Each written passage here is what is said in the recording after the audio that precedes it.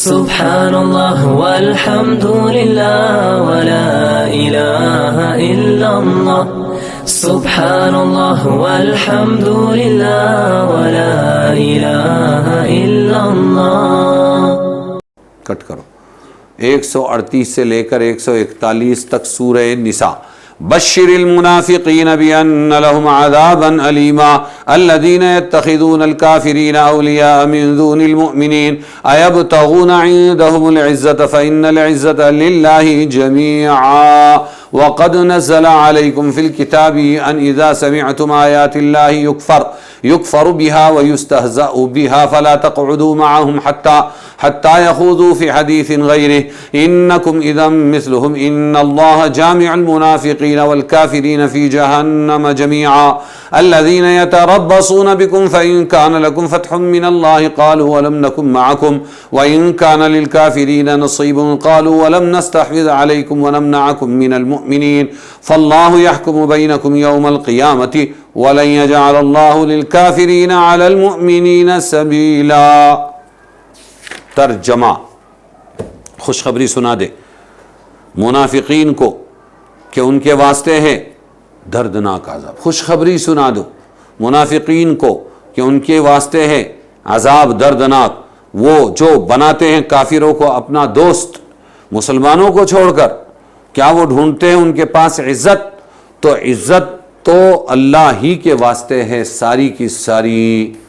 اور حکم اتار چکا اللہ تعالیٰ تم پر قرآن میں کہ جب سنو اللہ کی آیتوں پر انکار کرتے ہوئے اور ہنسی ہوتے ہوئے تو نہ بیٹھو ان کے ساتھ یہاں تک کہ مشغول ہو کسی دوسری بات میں، نہیں تو تم بھی انہی جیسے ہو جاؤ گے. اللہ اکٹھا کرے گا منافقوں کو اور کافروں کو دوزخ میں ایک جگہ. وہ منافق جو تمہاری ٹانک میں ہیں، پھر اگر تم کو فتح ملے اللہ کے ارادے سے تو کہیں کیا ہم نہ تھے تمہارے ساتھ، اور اگر نصیب ہو کافروں کو فتح تو کہیں گے کیا ہم نے گھیر نہ لیا تھا تم کو اور بچا دیا تم کو ہم نے مسلمانوں سے. ادھر بھی بات کرتے ہیں ادھر بھی. تو اللہ تعالیٰ فیصلہ کرے گا تم میں قیامت کے دن، اور ہرگز نہ دے گا اللہ کافروں کو مسلمانوں پر غلبہ.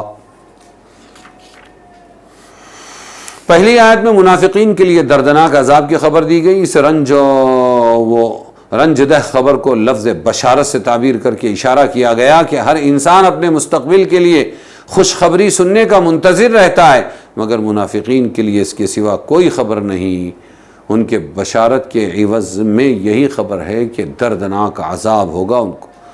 عزت اللہ ہی سے طلب کرنا چاہیے. دوسری آیت میں کفار و مشرکین کے ساتھ دوستانہ تعلقات رکھنے اور اس کے ساتھ اس مرض میں مبتلا ہونے کی اصل منشا اور سبب کو بیان کر کے اس کا لغو اور بیہودہ ہونا بھی بتلا دیا. فرمایا ایبتغون عندهم العزت فإن العزت للہ جمیعا، یعنی کفار مشرکین کے ساتھ دوستانہ تعلقات رکھنے میں ان کے ساتھ ملنے کی غرض عموماً یہ ہوتی ہے کہ ان کی ظاہری عزت و قوت اور جتھے سے متاثر ہو کر یوں خیال کیا جاتا ہے کہ ان سے دوستی رکھی جائے گی تو ہمیں بھی ان سے عزت و قوت حاصل ہوگی. اللہ تعالیٰ نے اس لغو خیال کی حقیقت اس طرح واضح فرمائی کہ تم ان کے ذریعے عزت حاصل کرنا چاہتے ہو جن کے پاس خود عزت نہیں ہے. عزت جس کے معنی ہے قوت اور غلبے کے، وہ صرف اللہ تعالیٰ کے لیے مخصوص ہے، اور مخلوق میں سے کسی کو کبھی کوئی قوت اور غلبہ ملتا ہے تو وہ سب اللہ تعالیٰ کا دیا ہوا ہوتا ہے. تو کس قدر بے عقلی ہوگی کہ عزت حاصل کرنے کے لیے اصل عزت کے مالک اللہ اور عزت دینے والے کو تو ناراض کیا جائے اور اس کے دشمنوں کے ذریعے عزت حاصل کرنے کی کوشش کی جائے. قرآن کے سورہ منافقون میں ہے وَلِلَّهِ الْعِزَّةُ وَلِرَسُولِهِ وَلِلْمُؤْمِنِينَ وَلَكِنَّ الْمُنَافِقِينَ لَا يَفْقَهُونَ، یعنی عزت تو صرف اللہ کے لیے ہے اور اس کے رسول کے لیے ہے اور مسلمانوں کے لیے ہے، لیکن منافقین اس گر کو نہیں جانتے، اس راز کو نہیں جانتے. اس میں اللہ تعالیٰ کے ساتھ رسول مومنین کا اضافہ کر کے یہ بتلا دیا ہے کہ اصل عزت کا مالک صرف اللہ تعالیٰ ہے، جس کو چاہتا ہے عزت عطا کرتا ہے، اور اللہ تعالیٰ کے رسول اور ان پر ایمان لانے والے مسلمان چونکہ ان کے نزدیک محبوب و مقبول ہے اس لیے ان کو عزت و غلبہ دیا جاتا ہے. مشرکین کو خود ہی عزت نصیب نہیں، ان کے تعلق سے کسی دوسرے کو کیا عزت مل سکتی ہے؟ حضرت عمر فرمایا کرتے تھے من اعتز بالعبید اذلہ اللہ، جو کوئی مخلوقات سے اور بندوں کے ذریعے عزت حاصل کرنا چاہے تو اللہ تعالیٰ اس کو ذلیل کر دیتے ہیں۔ جو شخص مخلوقات اور بندوں کے ذریعے عزت حاصل کرنا چاہے تو اللہ تعالیٰ اس کو ذلیل کر دیتے ہیں۔ حضرت عمر فاروق رضی اللہ عنہ، حضرت عمر فاروق رضی اللہ عنہ نے ملک شام کے عامل گورنر سے فرمایا کنتم اقل الناس واذل الناس فکثرکم بالاسلام وکنتم اذل الناس فاعزکم اللہ بالاسلام مہما تطلب العزت بغیر اللہ بذالکم یذلکم اللہ۔ یعنی اے عبیدہ ابن جراح، تم تعداد میں سب سے کم تھے اور سب سے زیادہ کمزور تھے، تم کو محض اسلام کی وجہ سے عزت و شوکت ملی ہے، تو خوب سمجھ لو اگر تم اسلام کے سوا کسی دوسرے ذریعے سے عزت حاصل کرنا چاہو گے تو اللہ تعالیٰ تم کو ذلیل کر دے گا۔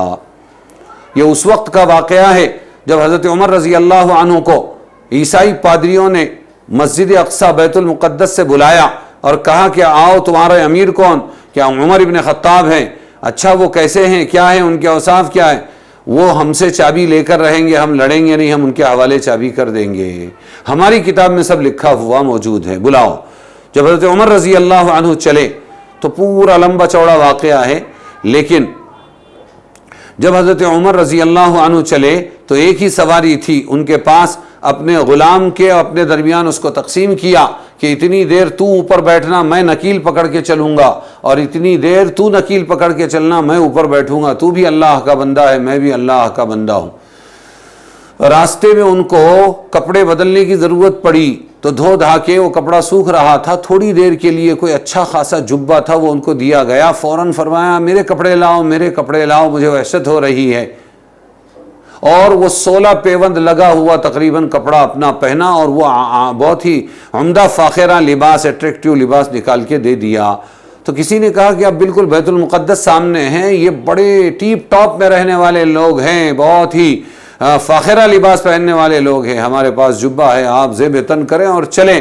تو اس وقت فرمایا تھا حضرت عمر رضی اللہ عنہ نے، اے ابو عبیدہ، کپڑوں سے عزت نہیں ملتی مسلمان کو، اسلام سے عزت ملتی ہے۔ ہم دنیا کی ذلیل ترین قوم تھے، لیکن ہمیں اسلام نے کون؟ مکہ والے، کوئی دنیا والا حکومت نہیں کرنا چاہتا تھا ان پر، لیکن ہم کو اللہ نے عزت دی اسلام سے۔ اگر ہم چیزوں میں عزت تلاش کریں گے اللہ کو چھوڑ کر، اللہ ہم کو دوبارہ ذلیل کر دے گا۔ یہ اس وقت کا واقعہ ہے۔ اور پھر اتفاق یہ ہے کہ اب بیت المقدس سامنے تھا اور باری آ گئی اوپر بیٹھنے کی خادم کی اور نیچے چلنے کی حضرت عمر کی۔ اس نے کہا اب تو میں اپنی باری قربان کرتا ہوں، آپ بیٹھے۔ فرمایا نہیں، جو طے ہے وہ ہوگا۔ اور فاتح نیچے چل رہا تھا اور غلام اوپر بیٹھا ہوا تھا۔ انہوں نے اس میں اپنی کتاب میں بیت المقدس کی دیواروں سے، چھتوں سے دیکھا کہ کیا یہ شرط بھی پوری ہو رہی ہے یا نہیں، تو اس میں یہی لکھا تھا کہ وہ اتنے انصاف پسند ہوں گے حضرت عمر رضی اللہ عنہ، مسلمانوں کے امیر المؤمنین، کہ وہ انصاف کے ساتھ اس کو غلام کو اوپر بٹھائیں گے، خود پیدل چلیں گے۔ چنانچہ انہوں نے کہا یہی ہے، ان اوصاف کی وجہ سے چابیاں حوالے کر دی بغیر لڑے بھی۔